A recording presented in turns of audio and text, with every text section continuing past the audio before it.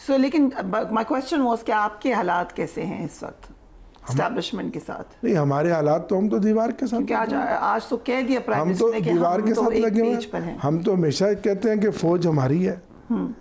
इमरान खान ने हमेशा कहा कि फ़ौज हमारी है और मजबूत फ़ौज पाकिस्तान की ज़रूरत है, कौम फ़ौज के साथ खड़ी है। लेकिन ओवरऑल जो हालात मुल्क में जो बनाए हुए हैं, जो हुकूमती मशीनरी एक ही पार्टी को ख़त्म करने के लिए, तोड़ने के लिए इस्तेमाल हो रही है, आप उसको भी तो देखें ना। उस बदअमनी का, उस इंतशार का, उस पोलराइजेशन का मुल्क को नुकसान है। इमरान खान तो जेल में है, हम जेल काट के आ गए हैं। आप हमारा मैंडेट चोरी कर लें, हमारे वोटों पे डाका डाल दें, ट्रिब्यूनल्स अपनी मर्जी के मुताबिक आप ट्यून करें, अदालतें फैसला करें, आप उन पर अमल दरामद ना करें, हमें हमारी स्पेशल सीटों के हक से महरूम रखें। तो हालात खुद आप किस तरफ लेकर जा रहे हैं, इसके जिम्मेदार आप हैं, राइट। हम नहीं हैं। हमने देखा राणा साहब, ये बड़ा अनयूजुअल स्टेटमेंट थी जो प्राइम मिनिस्टर ने दी। उन्होंने कहा कि मुल्क की तारीख में ऐसे हालात कभी नहीं रहे। माजी में पीटीआई ये बात कहती रही कि हम यहाँ पे हैं, हम अब 10 साल के लिए हैं, हम अब 15 साल के लिए हैं, हमारे बहुत अच्छे ताल्लुकात हैं, एक पेज पर हैं, बाप हैं हमारे, माई बाप हैं, खुल के कही बात। सो ये कहने की ज़रूरत क्यों पड़ी? एक जान दो कालिब हैं, why did he have to say that? बिस्मिल्लाहिर्रहमानिर्रहीम।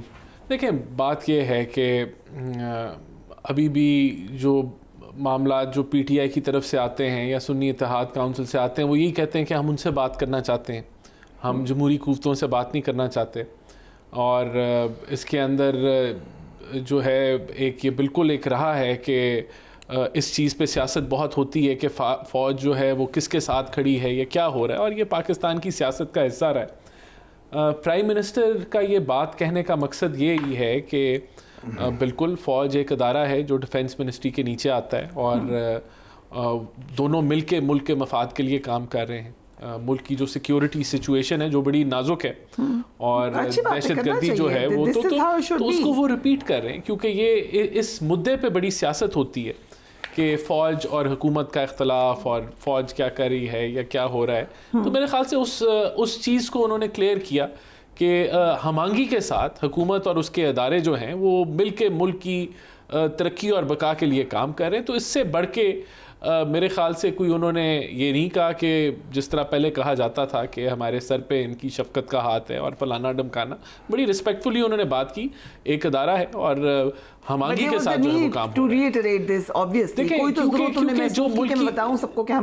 देखिए, मेरे ख्याल से हम सबको फ़ौज के साथ यकजहती दिखानी चाहिए इन हालात में जहाँ हर रोज़ शहादतें हो रही हैं, हर रोज़ कुछ ना कुछ जो है वो एक दहशतगर्द जो है वो मुल्क की सालमियत को हमला आवर हो रहे हैं।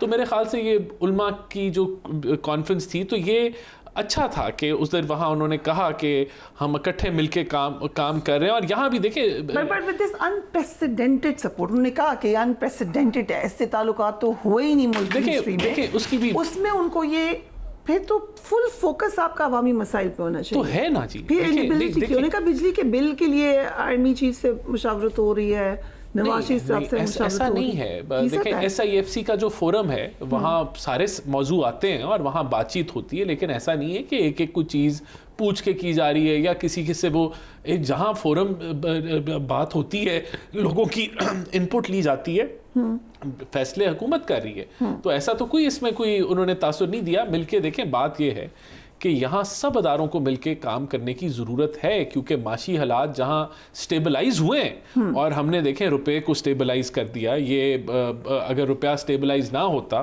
तो ये महंगाई कभी भी काबू में ना आती। अभी 11.1% पे महंगाई की शरह आई है। मैं मानता हूँ कि बिजली के बिल बिल्कुल एक ऐसा इशू है जिस पे हम भी परेशान हैं और हम दिन रात प्राइम मिनिस्टर मेहनत कर रहे हैं कि इनको किस तरीके से नीचे लाना है, चाहे वो चाइनीज़ डेट रीप्रोफाइलिंग हो, लोकल कोयले पे इंपोर्टेड कोयले वाले प्लांट शिफ्ट करने हो और दीगर मामला चोरी को रोकना हो, सब पे काम हो रहा है।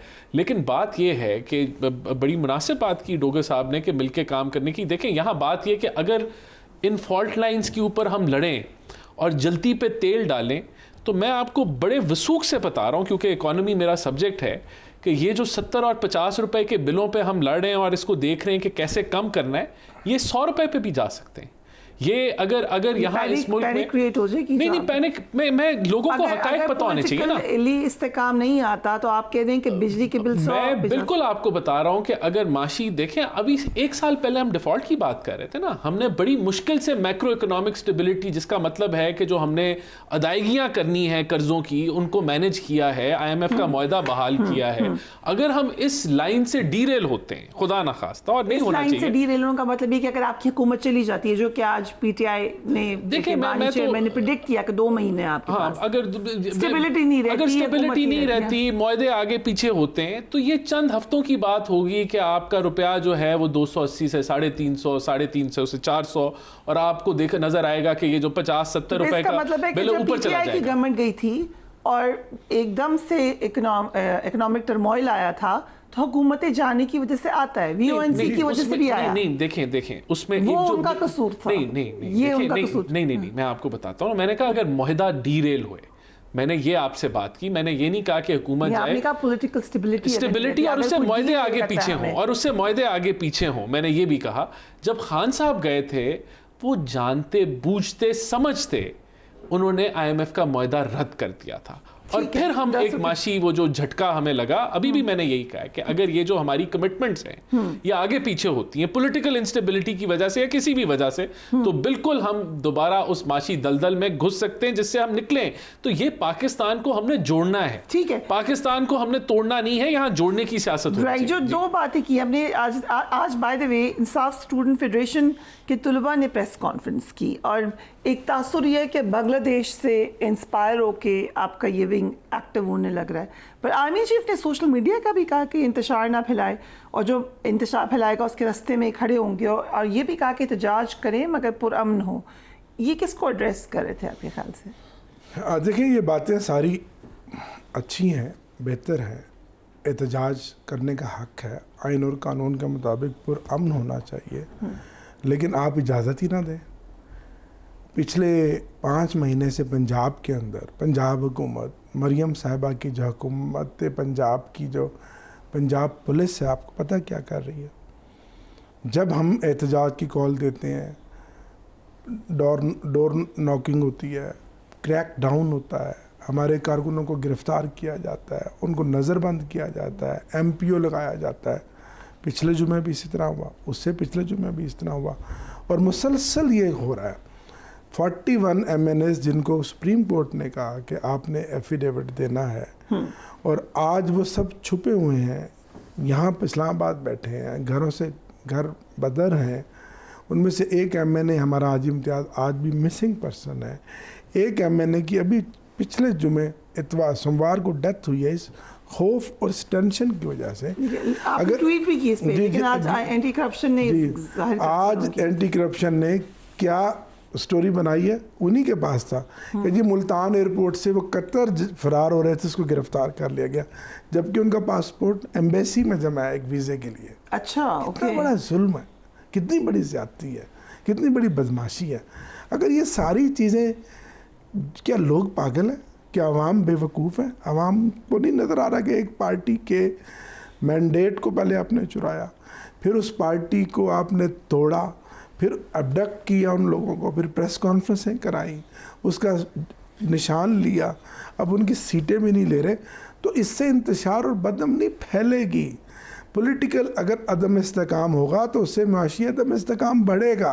अगर पॉलिटिकली चीज़ें ठीक होंगी, इस्तेकाम होगा, और वो कब होता है? हमेशा जनरल इलेक्शन में एक होप होती है कौम को कि हम इसको वोट देंगे, इस पार्टी का ये मैंडेट है, ये मैनिफेस्टो है, और ये पार्टी आएगी तो मुल्क में फिर इस पार्टी की गवर्नमेंट आने के बाद सियासी इस्तेकाम आएगा, मुआशी इस्तेकाम आएगा, रोज़गार आएगा, महंगाई का ख़ात्मा होगा।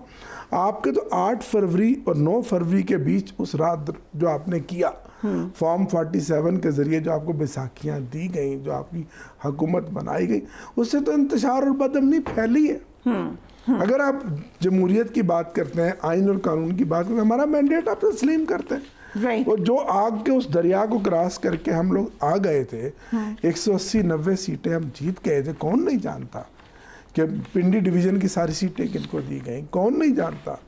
लाहौर में क्या But हुआ, आप जीते हैं, कराची उसी में क्या election में हुआ, आप लेकिन you won it. मैं जीता हूँ। हम जो 92-94 MNL जीते उसके अगेंस्ट जो हमारी सीटें आनी थी, अब उसको भी ब्रेक लगा रहे हैं कि हमारी 2/3 मेजॉरिटी हो और हम अपनी मर्ज़ी का आइनी पैकेज दें, अपनी मर्ज़ी की लेजिस्लेशन करें और हम अमीरुल मोमिनीन बन जाएं।